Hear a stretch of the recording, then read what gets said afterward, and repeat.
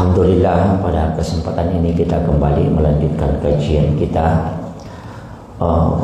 Kemarin saya membahas tentang dua nabi, yakni Nabi Allah Isa alaihissalam dengan Nabi Yahya. Setiap tingkatan langit itu dihuni oleh para nabi. Namun nabi yang menghuni tingkatan langit ini sebenarnya tidak semua, hanya ada nabi-nabi tertentu. Saya pernah mengkaji beberapa kitab, dan sampai hari ini ada beberapa ulama yang sering saya tanya, kenapa nabi yang ditempatkan di langit itu bukan yang masuk dalam ulul azmi? Kenapa nabi-nabi yang ada di tingkatan langit itu termasuk Nabi Isa, kemudian ada Nabi Yahya, kemudian ada Nabi Harun, kemudian ada Nabi Yusuf, kemudian Nabi Musa, kemudian Nabi Ibrahim, kemudian Nabi Adam? Ternyata orang yang dijumpai Nabi ini adalah mewakili hal-hal tertentu. Nabi Isa itu ahli kesehatan. Saking hebatnya, makanya kalau orang mau bicara kedokteran, tidak ada yang mengalahkan Nabi Isa. Penyembuhannya Nabi Isa itu luar biasa. Jadi Nabi Isa itu bisa menyembuhkan orang kena penyakit lepra. Orang buta itu bisa dia sembuhkan. Orang mati bisa dia hidupkan. Kalau dokter kita orang hidup dimatikan. Biasanya kalau Nabi Isa itu mampu menghidupkan orang mati dengan izin Allah. Makanya nanti gerakan sholat itu manfaatnya dalam sisi kesehatan luar biasa. Tapi perlu diketahui bahwa gerakan sholat itu sebenarnya adalah gerakan ibadahnya para malaikat. Di langit pertama itu malaikat yang menjaga langit pertama itu hanya berdiri beribadah kepada Allah. Selama dia diciptakan sampai dunia kiamat itu hanya berdiri menyembah. Sedangkan di langit kedua itu malaikat rukuk. Dalam rukuknya itulah dia menyembah kepada Allah. Dan selama dia diciptakan sampai dunia kiamat, dia tidak pernah bangkit dari rukuknya.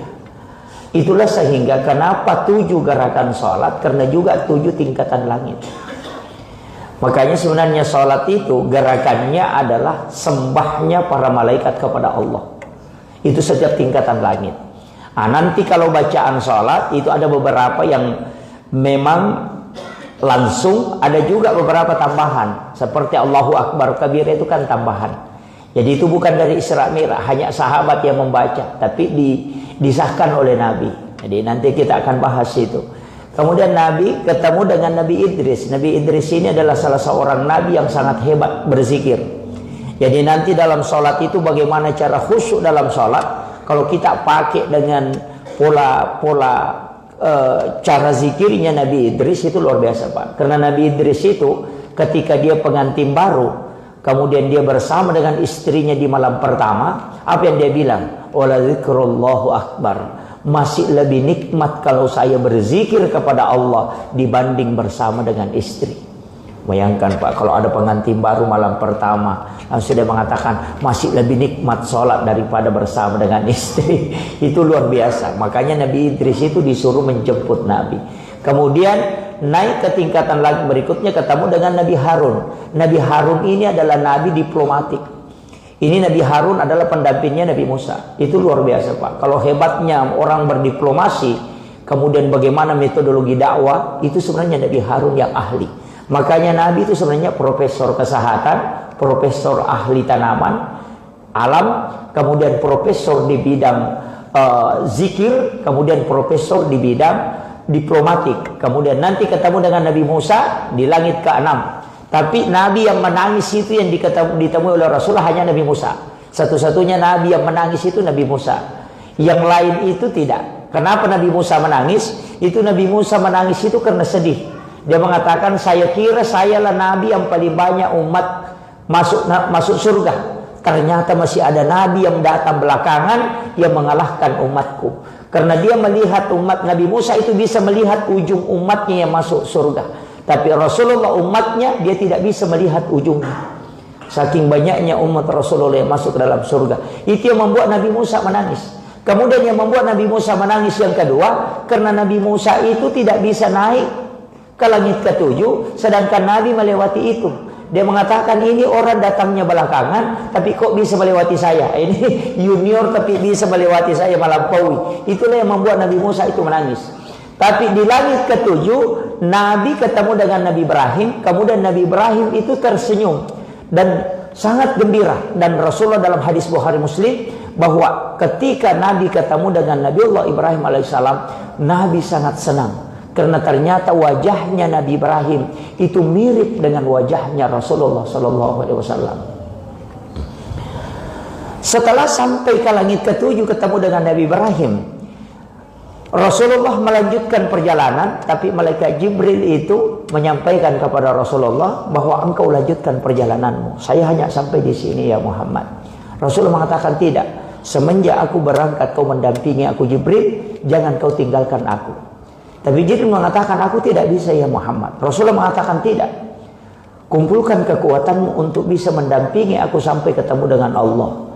Malaikat Jibril itu punya 360 sayap. Satu sayapnya saja malaikat Jibril itu dia kibaskan, dia bisa mengelilingi bumi 7 kali dalam satu putaran itu. Satu kibasan. Sedangkan 360 sayap dia satukan untuk meninggalkan langit ketujuh itu dia tidak bisa. Maka Rasulullah diminta untuk melanjutkan perjalanan sendiri. Jadi sholat itu diterima, itu tidak ada yang mendampingi. Jangan katakan Jibril mendampingi Nabi, tidak. Hanya perjalanannya saja. Ketika Nabi sampai di langit ketujuh, kemudian lanjut ke Sidratil Muntaha, bahkan ke alam istawa, itu Nabi tidak didampingi lagi. Dari situlah Imam Ja'far dalam kitab Barsanji mengatakan, anta nurun fauka nurin. Engkau Muhammad adalah cahaya di atas cahaya. Karena Jibril adalah cahaya, engkau adalah cahaya. Tapi Jibril tidak bisa mengalahkan cahaya yang kau miliki. Karena Jibril mengatakan, ya Muhammad, ketika aku tinggalkan tempat ini, naik bersamamu, aku akan hancur. Nah, dari situlah kalimat anta nurun fauka nurin. Yang banyak orang salah pahami, dia kira anta nurun fauka nurin itu berkaitan dengan Quran surah An-Nur ayat 35. Nurun ala nur. Itu dia kira Allah di situ sebagai nur, kemudian Rasulullah sebagai nur. Dia mengatakan bahwa Rasulullah ini mengalahkan nurnya Allah. Padahal itu keliru. Yang dimaksud Imam Ja'far adalah nurnya malaikat Jibril, kemudian nurnya Rasulullah itu dikalahkan malaikat. Karena dia tidak bisa menempati tempat yang ditempati Rasulullah. Ketika Nabi naik ke Sidratul Muntaha, kemudian ke alam istawa, itu alam antara. Kemudian disitulah dia melihat Allah. Di sini nanti ada perdebatan dalam ilmu kalam. Saya pakai di Ahlus Sunnah wal Jamaah Nahdiyah, itu kami masih mengatakan sampai hari ini, akidah kami mengatakan bahwa dalam Islam itu Allah tidak bertempat. Itu yang kami yakini. Jadi Al-Asy'ari Al-Maturidi itu mengatakan Allah itu tidak bertempat. Ada yang mengatakan Allah itu ada di langit, Allah itu ada di atas arasy. Kalau dalam Ahlus Sunnah wal Jamaah itu tidak bertempat. Karena kalau kau mengatakan Allah bertempat, berarti dia terbatas. Kalau dia terbatas, berarti dia bukan Allah.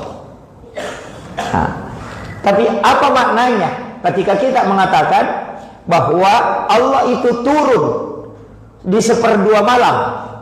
Itu maknanya turun bukan Allahnya yang turun, tapi rahmat Allah yang turun. Para malaikat itu turun. Nah, bukan Allah yang turun ke bumi.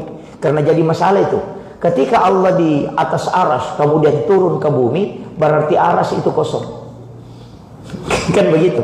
Kemudian yang kedua, bagaimana cara memahami? Ini cara ulama kita memberikan penjelasan bahwa ketika Nabi ke Sidratul Muntaha, kemudian dia melihat, tidak. Kalau saya mengatakan saya naik ke lantai 2 masjid, kemudian naik ke atapnya masjid, kemudian saya melihat bulan, apakah bulan ada di atapnya masjid? Itu tidak. Nah, ini persoalan akidah ini. Naik ke Sidratul Muntaha, kemudian dia melihat Allah, apakah Allah ada di situ? Tidak. Nah, ini yang harus kita anukan. Kemudian apa kata Nabi? Rasulullah mengucapkan salam kepada Allah. Itulah yang dibaca dalam tahiyat. At-tahiyyatul mubarakatus sholawatut thayyibatu lillah. Kemudian Allah menjawab, Assalamu alayka ayyuhan nabiyyu wa rahmatullahi wa barakatuh. Kemudian Nabi menjawab, Assalamu alayna wa ala ibadillahis sholihin. Ini penting Pak kalimat ini.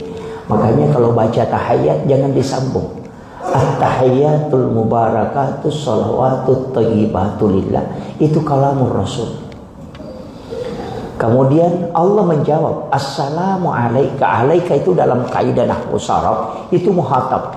Muhatab itu tidak ada jarak yang disalami dan yang mengucapkan salam. Makanya saya kasih tahu, Bapak kalau sholat hadirkan dulu Rasulullah, baru ucapkan salam kepadanya. Dari sinilah kami yakini bahwa Rasulullah itu tidak wafat. Para waliullah saja tidak mati di sisi Allah, apalagi Sayyidul Anbiya Rasulullah. Jadi kita mengatakan jasadnya Nabi itu yang dimakamkan, betul, tapi ruhnya Rasulullah. Makanya tidak disebut almarhum, tapi disebut al-mustafa. Itu beda. Kalau yang lain itu pakai semua almarhum, tapi untuk Rasulullah tidak pakai almarhum, dia menggunakan al-mustafa. Ini makanya ketika Allah mengatakan Assalamu alayka ayyuhan nabi wa rahmatullahi wa barakatuh, dijamin Rasulullah selamat. Tapi Nabi pada saat itu sujud di hadapan Allah dan tidak bangkit, dan dia memohon kepada Allah. Apa permohonannya? Assalamu alayna wa ala ibadillahis sholihin. Berikan keselamatan kepada aku dan juga kepada hamba-hambamu yang soleh. Seandainya saya Pak dijamin selamat sama Allah, dia bilang selamat, saya langsung bilang alhamdulillah. Tidak kuingat nih jemaah, Rasulullah tidak, masih mengingat umatnya, sehingga dia mengatakan assalamu alayna wa ala ibadillahis sholihin. Dari situlah kemudian mengucapkan asyhadu an la ilaha illallah wa inni muhammadur rasulullah. Makanya kita baca asyhadu an la ilaha illallah wa asyhadu anna muhammadar rasulullah. Kemudian malaikat itu bersalawat, Allahumma sholli ala Muhammad, tidak pakai sayyidina. Ini penting. Jadi salawatnya malaikat kepada Rasulullah itu hanya mengatakan Allahumma sholli ala Muhammad wa ala Muhammad. Tidak pakai sayyidina. Makanya kalau orang baca syahadat dalam salat, dia pakai Allahumma sholli, salawat Allahumma sholli ala Muhammad wa ala Muhammad, maka itu yang benar Pak. Kalau dia baca Allahumma sholli ala sayyidina Muhammad wa ala sayyidina Muhammad, itu tidak salah. Jadi kenapa? Karena ulama kita, tapi ada yang tidak, memang sama sekali tidak mau pakai sayyidina. Pokoknya di dalam itu pakai Allahumma sholli ala Muhammad wa ala Muhammad sebagaimana teks hadis yang ada. Kita tergantung pilih mana. Kalau pakai Allahumma sholli ala sayyidina Muhammad, Allahumma sholli ala Muhammad wa ala Muhammad, itu yang benar. Kalau Allah pakai Allahumma sholli ala sayyidina Muhammad wa ala sayyidina Muhammad, itu tidak salah. Nah, makanya dua-duanya silakan pilih yang mana. Mau Bapak benar kan beda kaidahnya. Sama dengan begini, ada imam bacaannya misalnya wairil ma'dubi alaihim waladdallin, dia mengatakan wah itu salah. Belum tentu. Bagi kita itu bisa salah, tapi bagi imam itu boleh tidak.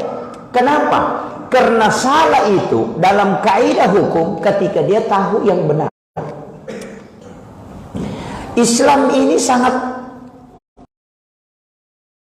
engkau tidak tahu, maka sebenarnya itu tidak ada dosa bagimu.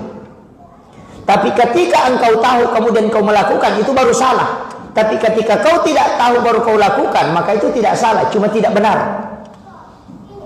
Istilahnya dalam bahasa bangsa Bugis itu, saya sering ketawa-ketawa itu Pak, melihat pemerintah, anggota dewan Pak, stres, menteri stres, pejabat-pejabat stres, bagaimana mengentaskan kemiskinan, bagaimana menyelesaikan kemiskinan untuk masyarakat. Stres itu sampai di kantor itu tidak tidur, sampai membuat pola bagaimana menyelesaikan masalah kemiskinan ini. Ternyata orang miskin, Pak, ya ada duduk di warung merokok santai-santai, tidak pernah pusing. Ya pusing pejabat, stres sampai tidak tidur, tinggalkan keluarganya, merumuskan menyelesaikan kemiskinan. Orang miskin tidak pernah pikir itu, diam saja merokok itu, minum kopi santai saja. Kan saya bilang yang stres ini pemerintah, orang miskin santai saja itu. Nah, kemudian yang terakhir, ketika Nabi selesai turun ke bawah, kan disitulah perintah menerima sholat. Dan dia ketemu langsung dengan melihat dengan Allah. Kemudian turun di langit ketujuh, Nabi Ibrahim langsung bertanya, ya Muhammad, apa yang kau bawa? Ini masalah memang, Pak. Seandainya dia mengatakan apa yang disampaikan Allah kepadamu, itu tidak, itu pasti Nabi akan sampaikan. Apa yang kau lihat Muhammad pasti dia sampaikan. Tapi Nabi Ibrahim langsung bertanya, apa yang kau bawa? Nah, nanti Nabi Musa juga pertanyaannya sama, apa yang kau bawa? Apa yang dikasih Allah sama kamu? Itu kan ditanyakan. Tidak ditanya. Makanya manusia juga begitu, Pak. Sama dengan Nabi. Ketika ada orang ke tanah suci melaksanakan ibadah umrah, kalau pulang orang itu yang ditanya apa yang dia bawa. Dia bawa cerek, jilat, bilang-bilang. Itu yang ditanyakan. Dia tidak mengatakan bagaimana tawakmu, bagaimana apa yang kau syarat. Tidak ditanya. Coba apa yang dia bawa? Sajadah. Selesai. Air Sam-Sam. Nabi juga kan begitu. Nabi Ibrahim bertanya, apa yang kau bawa? Langsung Rasul mengatakan, sholat. Berapa? 50. Langsung dia mengatakan, kalau umatmu kerjakan itu Muhammad, aku titip salam. Dari situlah ada kalimat, kama shallaita ala Ibrahim. Nah, Bapak tidak baca kama shallaita, tetap salatnya sah. Tapi Nabi Ibrahim mengatakan, ketika umatmu menjawab salam itu di dalam sholatnya, maka setengah ibadahku menjadi syafaat untuknya kalau dia di kemudian. Makanya Bapak jangan khawatir. Nenek kita Nabi Ibrahim itu sudah simpang pahala besar-besar untuk kita nanti kalau baca kama shallaita. Makanya Rasulullah mengatakan salawat yang paling bagus, paling sempurna itu adalah salawat yang pakai kama shallaita, disebut dengan salawat Ibrahimiyah. Sesekali baca itu, Pak. Kalau baca salawat jangan Allahumma shalli ala sayyidina Muhammad ala sayyidina Muhammad saja. Sesekali kita baca itu yang pakai kama shallaita. Karena itu Ibrahim nenek kita, itu simpangkan pahala. Mengatakan dari mana pahalanya Ibrahim? Oh, tidak ada yang kalahkan, Pak. Semua nabi selain Rasulullah, kalau salawat, keselamatan dan pahala, itu Nabi Ibrahim top. Kenapa? Karena satu-satunya orang yang memberi makan kepada seluruh hamba Allah hanya Nabi Ibrahim.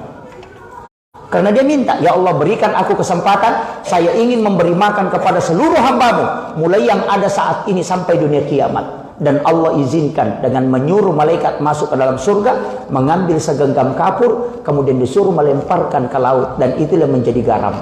Makanya tidak ada orang yang tidak makan garam. Itu sedekahnya Ibrahim, Pak. Dari dulu sampai sekarang, sampai dunia kiamat, itu orang akan makan garam.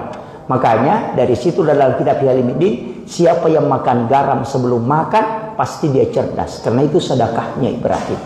Makanya Bapak Ibu sekalian, kalau ada anak kita sekolah, suruh makan garam sebelum makan, sudah makan suruh makan garam sedikit, insya Allah cerdas itu. Yang kedua, orang yang makan garam sebelum makan dan makan garam sesudah makan, maka dia tidak akan lemah syahwat. Itu kuncinya. Dan itu obat, Pak. Tidak ada orang keracunan makanan, orang yang makan garam sebelum makan. Itu hikmahnya. Makanya itu dalam kitab Hilmiddin. Bahkan garam ini luar biasa, ketika orang mau tidur kemudian dia makan, itu obat. Itu obat. Makanya garam ini sangat luar biasa. Dan itu sedekahnya Ibrahim. Makanya Bapak Ibu sekalian, itu makan garam. Orang dulu begitu. Makan garam sedikit baru makan. Sudah makan, ambil lagi garam sedikit, kemudian dia minum. Itu obat. Tidak ada orang kena keracunan makanan. Kemudian yang kedua pasti cerdas. Yang ketiga, orang yang makan garam tidak akan lemah syahwat. Itu berkah. Saya kira ini yang penting saya sampaikan. Nanti kita lanjutkan insyaAllah besok untuk Nabi Musa. Itu yang para Nabi Musa. Karena Nabi Musa itu minta Nabi kurangi terus. Kenapa? Itu karena ada akalnya. Nanti kan ada kalimat Ahmad Ruhullah Muhammad Habibullah. Akhirul kalam, wallahul